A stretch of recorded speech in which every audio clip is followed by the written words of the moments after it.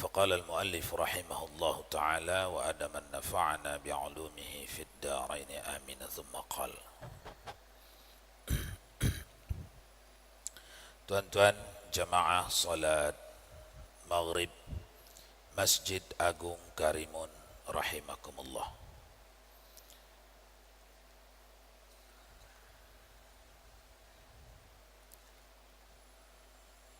Kita lanjutkan pengajian Fardhu Ain pada bidang tauhid, merujuk kepada muka surat 58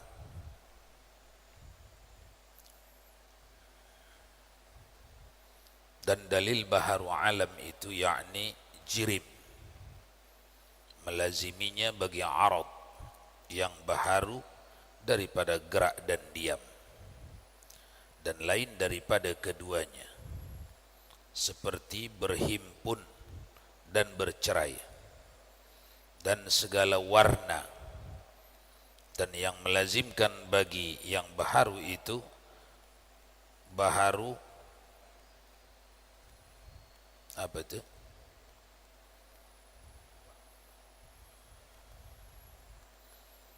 Dan yang melazimkan bagi yang baharu itu baharu pula. Dan dalil baharu segala arad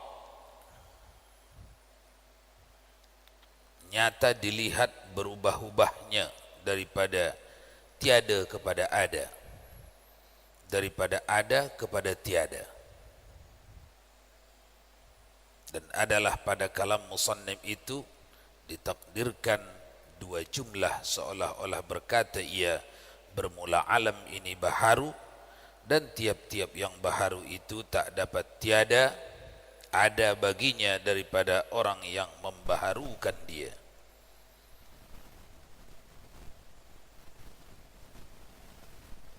Maka apa itu?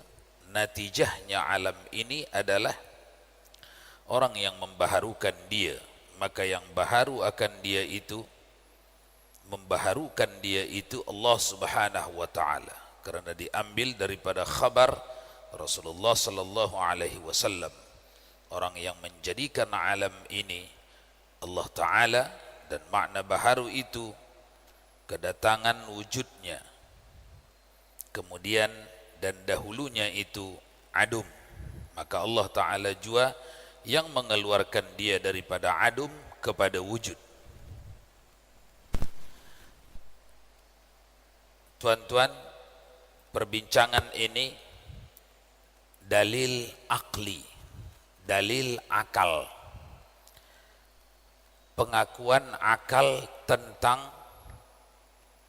Allah Subhanahu wa taala pencipta alam semesta. Akal siapapun yang sehat akan bersetuju bahawa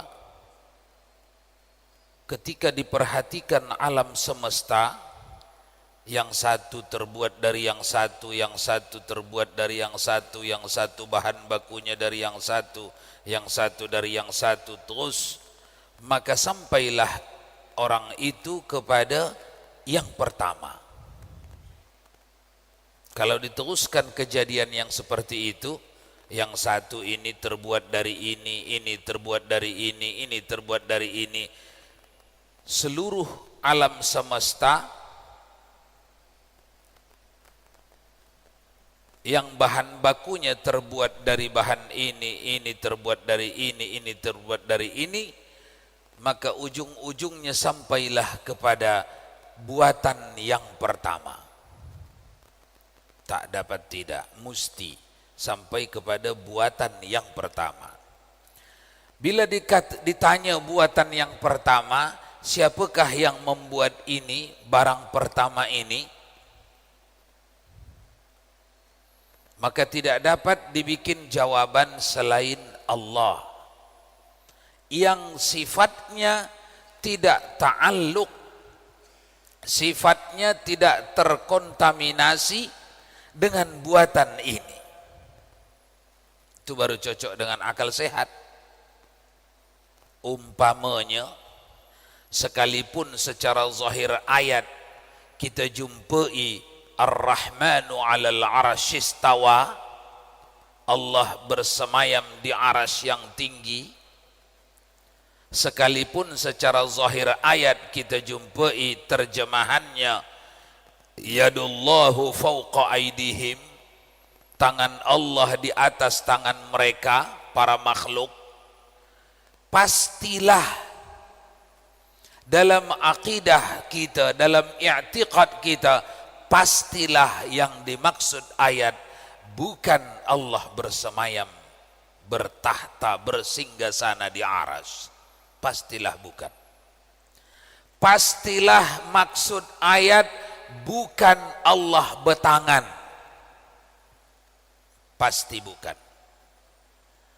Pastilah maksud hadis kudusi bukan Allah turun setiap sepertiga akhir malam ke langit dunia. Bukan. Walaupun teksnya, bunyinya, terjemahannya seperti itu. Kenapa? Karena kalau dikatakan Allah turun setiap sepertiga akhir malam ke bumi, maka kita tengah menidurkan akal sehat kita. Tengah kita istirahatkan dia, tak dipakai dia. Karena sepanjang dipakai akal sehat, selama itulah orang berkata si pembuat alam semesta, langit dunia alam semesta, surga neraka alam semesta, aras alam semesta, si pembuat alam semesta pastilah tidak terikat dengan alam semesta. Itu yang sesuai dengan akal sehat. Kenapa tidak terikat? Karena dia wajib ada sebelum alam semesta ada. Wajib dia ada. Wajib dalam arti pada pendapat akal kita. Akal kita berkata mustilah dia sudah ada sebelum alam semesta ada. Ini yang diterangkan Rasulullah sallallahu alaihi wasallam ketika ditanya, "Ya Muhammad, sejak bilakah engkau diangkat Allah jadi nabi?" Itu pertanyaannya. Baginda Rasul menjawab, di dalam Sahih Bukhari jawaban itu dituangkan Imam Bukhari secara lengkap. Baginda Rasul menjawab, dulu sebelum dicipta Allah makhluknya, maka tidak ada yang ada. Tidak ada yang ada. Hanya Allah saja yang ada. Begitu jawaban Nabi. Sebelum dicipta Allah makhluk, tidak ada makhluk. Waktu itu tidak ada yang ada. Tidak ada hari, tidak ada tanggal, bulan, tidak ada siang, tidak ada malam, tidak ada langit, tidak ada bumi, tidak ada malaikat, tidak ada jin, manusia, tidak ada yang ada. Maka untuk pertama kali dicipta Allah makhluknya, namanya Nur Muhammad, nurku, kata Nabi. Nur Muhammad, nur cahaya. Kalau kita sederhanakan supaya mudah memahami, ruhku, ruh Nabi sallallahu alaihi wasallam. Ini di badan yang bernama kita itu ada dua, jasad kita sama roh kita. Itu dikombinasikan Allah. Jadi beginilah. Nanti satu waktu itu dipisah Allah. Tetap merasa lapar, merasa sejuk, makan, minum, perlu tempat, perlu semuanya. Tetap. Tapi tak macam ini. Makan tidak perlu mencari beras, mencari tahu tempe, tak perlu. Dia bisa merasakan makan sesuai makanan yang diperuntukkan Allah waktu itu. Ruh. Makanan mereka selepas mereka terpisah dari jasadnya adalah apa yang dikerjakan dia bersama jasadnya dahulu. Kembali kita, sebelum awalnya tidak ada yang ada selain Allah. Maka dicipta Allah, ciptaannya yang pertama namanya Nur Muhammad.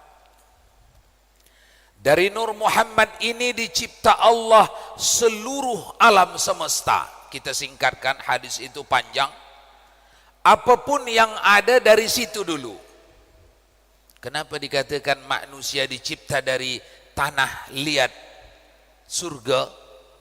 Karena surga sudah duluan dicipta Allah. Surga dicipta Allah daripada Nur Muhammad, bahan bakunya. Selepas dicipta Allah Nur Muhammad sallallahu alaihi wasallam, dicipta Allah Lauhul Mahfuz, dicipta Allah qalam, diperintahkan Allah qalam menulis di Lauhul Mahfuz apa-apa yang akan dibikin Allah di alam semesta. Teruslah dicipta Allah langit dan bumi dan seterusnya. Salah satu dicipta Allah lah Arash. Maka apabila kita berkata Allah seperti zahir ayat, kita berkata Allah ada di Arash, bersemayam di Arash, bertahta di Arash, maka yang perlu kita renungkan sebelum diciptanya Arash ini, di manakah dia bertahta? Oleh karenanya akal sehat manusia tidak mengizinkan kita terjemahkan ayat itu secara zahir saja. Akal sehat manusia tidak akan mengizinkan. Karena siapapun yang sehat akalnya tidak akan menerima Allah tempatnya di Arash. Sedangkan Al-Arash belakangan dibikin Allah. Sebelum itu di mana pula ini tempatnya? Kemudian ketika kita baca yadullahu fawqa aidihim, tangan Allah di atas tangan makhluk, pastilah maksud ayat ini bukan tangan. Karena kalau tangan, supaya sah dikatakan tangan, walaupun tidak sama dengan tangan manusia, supaya sah dikatakan tangan, minimal mustilah ada tempatnya. Di mana itu tangan? Mesti ada ukuran tangan itu. Mana batas awalnya, mana batas akhirnya. Mustilah ada wilayah yang ditempatinya. Di mana ditempatkan itu tangan tuh? Di sebelah langit kah? Di bawah bumi kah? Di surga kah? Di mana itu? Mesti ada tempatnya. Jikalau ini semua ditolak, tempatnya tak ada. Ukuran panjang besarnya tak ada. Sah dikatakan tangan juga? Tidak, tak sah itu dikatakan tangan. Maka kalau begitu akal sehat, jangan dulu ahli tafsir sudah memberikan tafsiran. Maka kalau begitu akal sehat tidak boleh menerima terjemahan ayat itu secara harfiah. Itu dalil akal namanya. Akal sehat, siapapun yang sehat akalnya tidak akan membiarkan ayat itu diterjemahkan dan difahamkan seperti itu. Karena tertabrakan dengan akal sehat. Tangan Allah di atas tangan semua makhluk. Bukan tangan itu maksudnya. Allah turun ke langit dunia setiap sepertiga akhir malam. Hadis sahih. Secara akal sehat pastilah maksud hadis sahih itu bukan turun sebagaimana turunnya orang dari pihak atas ke pihak bawah, bukan. Karena kalau turun seperti itulah yang dimaksud, tabrakan dengan akal sehat. Itu namanya dalil akal.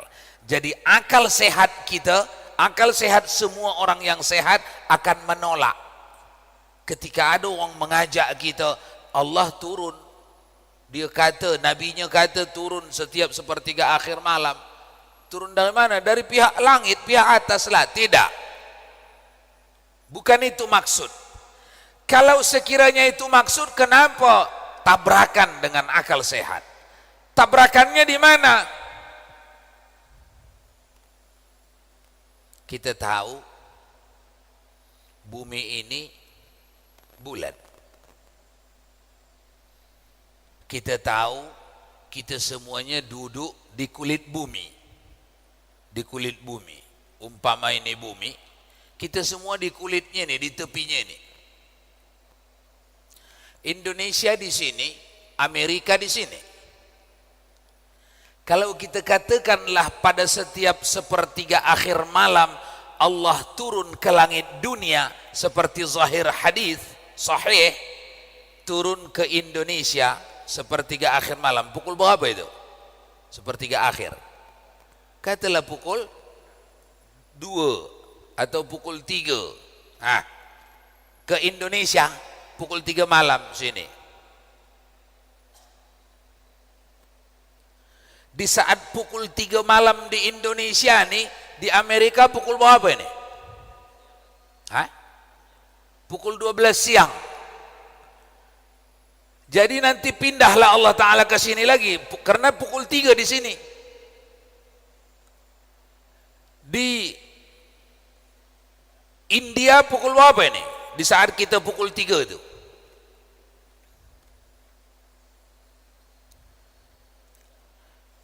Supaya mudah, bikinlah ini Indonesia pukul 3, negara ini pukul 4, pukul 5, pukul 6, pukul 7, pukul 8. Karena kita dengan Saudi 4 jam.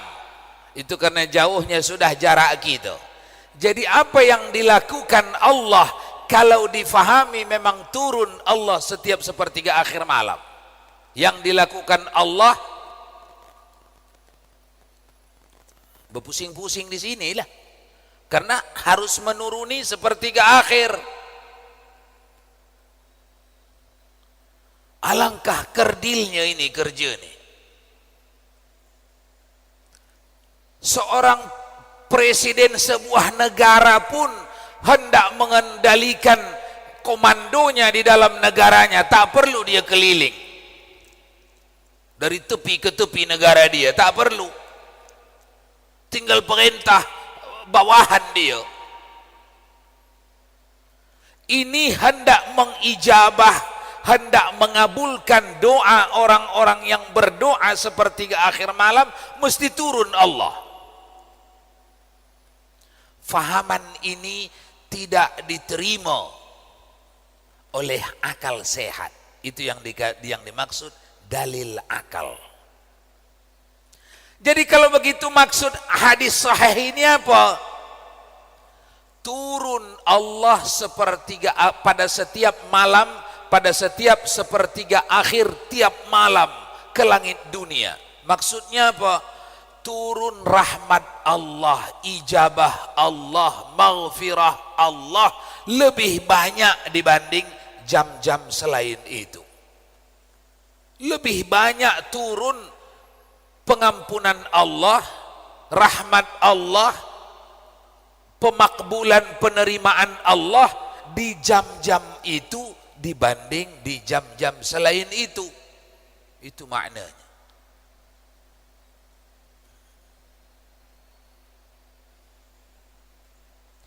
Itu yang dimaksud dalil akal, menggunakan kecerdasan akal sehat dengan mengikuti bimbingan para ulama di kitab-kitab mereka. Sampai di situ ada soalan, dipersilahkan.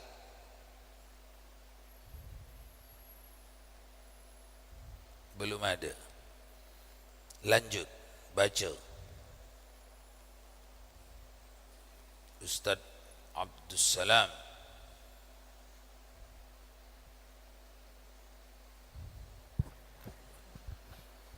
Bismillahirrahmanirrahim. Dan murad dengan alam di sini yakni pada kata musannif, dan dalil baharu alam itu tertentu segala jirim jua. Artinya tiada masuk arad karena bahwasanya mengambil dalil oleh sekalian ahli tauhid atas baharu alam ini dengan baharu sekalian arad. Dan jikalau adalah arad itu masuk pada alam, niscaya jadi bersuatu dalil dan madlul, bersuatu dalil dan madlul, dan yang demikian itu tiada sah dalilnya. Dan adapun wujud alam ini jadi dalil bagi wujud Tuhan yang menjadikan dia, karena tiada tasawur pada nazar akal bahwa alam ini ada ia dengan sendirinya. Karena kata musannif, jikalau baharu ia dengan sendirinya, niscaya lazim bahwa adalah salah suatu daripada dua pekerjaan yang bersamaan keduanya. Bersamaan bagi taulannya, tiba-tiba lebih ia atas taulannya dengan sendirinya, yakni dengan tiada suatu sebab, maka yaitu mustahil karena tiada diterima oleh akal. Dan murad dengan dua pekerjaan itu wujud dan adum. Dan murad dengan salah suatu daripada keduanya itu wujud. Dan murad dengan taulannya itu adum, dan ini dibinakan atas bahwa wujud dan adum dengan ditilik kepada zat mungkin itu bersamaan keduanya, dan yaitulah qaul yang masyhur. Dan yang lazim atas qaul ini, jikalau tiada ada bagi alam itu muhdis, tetapi jadi ia dengan sendirinya, niscaya lazim berat oleh salah suatu daripada dua yang bersamaan keduanya dengan tiada suatu sebab, dan yaitu mustahil.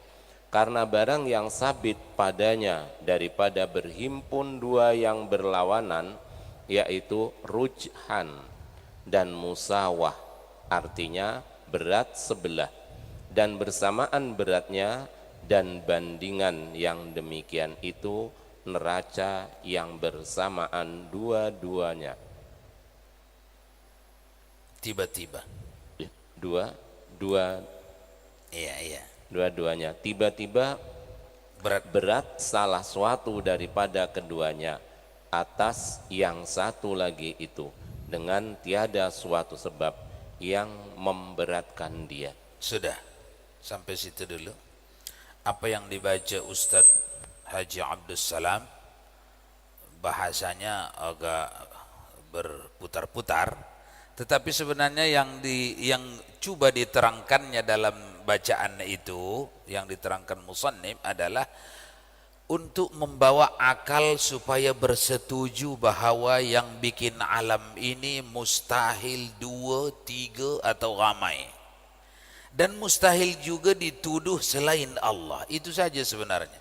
Dalilnya ini sudah kita bincangkan dahulu pada tahun berapa itu, waktu kita merujuk kitab Aqidatun Najin, kitab Kifayatul Awam. Ingat lagi tuan-tuan, ketika kita tinggalkan ruangan ini, di sini ada air. Kita keluar rumah nih, kemudian 1 jam kemudian kita masuk, kita jumpai air ini sudah tak di sini, dah pindah ke bawah. Ingat tak contoh itu? Ingat ke tak ingat? Katalah ingat. Itulah yang diterangkan musannif dalam tulisannya yang dibaca Ustadz Haji Abdus Salam tadi. Kalau kita jumpai ini setelah 1 jam, kita kunci rumah ini tak seorang pun ada di dalam, tahu-tahu kita buka, Kita jumpai dah tak di atas meja lagi, dah turun ke bawah. Setujulah semua sedunia ini orang yang berakal sehat menjawabnya ketika ditanya, siapakah yang memindahkan gelas dari meja ke lantai? Apa dulu jawaban orang sehat akal?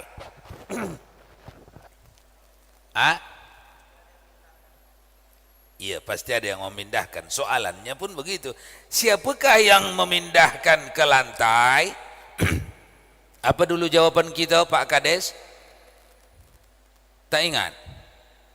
Masih muda lagi. Apa dulu jawaban kita? Jawabannya yang sederhana, jangan pikir takut salah, takut apa. Apa dulu kita jawab? Siapakah yang memindahkan air nih dari meja ke lantai? Sebab rumah ni dah kita kunci, tak seorang pun tinggal dalam rumah. 1 jam kemudian kita sama-sama masuk, air sudah turun bawah. Siapakah yang menurunkan? Jawaban kita dulu, tak tahu. Tapi mesti ada. Mesti ada yang memindahkan. Tapi saya tak tahu.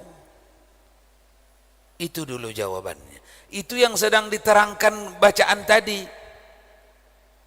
Mustahil, kalau diperhatikan alam semesta, mustahil tak ada yang buat. Dan yang buatnya mustahil yang dapat berwujud seperti jirim atau jisim yang menempati 2 tempat atau menempati 1 tempat, mustahil. Yang membuat alam semesta mustilah yang tak bersifat-sifat seperti apapun di antara makhluk ini. Yang tak bersifat seperti ini itu hanya satu, Allah Subhanahu wa ta'ala. Jadi akal sehat ni pun kalau dibawa bisa mengakui bahwa pencipta alam semesta adalah Allah Subhanahu wa ta'ala. Itu sebenarnya yang hendak dicakapkan tadi dalam bacaan yang berbelit-belit itu. Jadi bila kita simpulkan bacaan itu tadi, wajib disepakati seluruh ahlus sunnah wal jamaah bahwa wajib kita menggunakan kecerdasan akal untuk melihat bukti-bukti atau untuk membuktikan bagaimana akal ini dapat bersetuju bahwa Allah Subhanahu wa ta'ala itu laisa kamitslihi syai'un wa huwas samiul basir. Dia tidak berseumpamaan dengan sesuatu apapun. Itu yang diceritakan. Baik. Barakallahu lakum.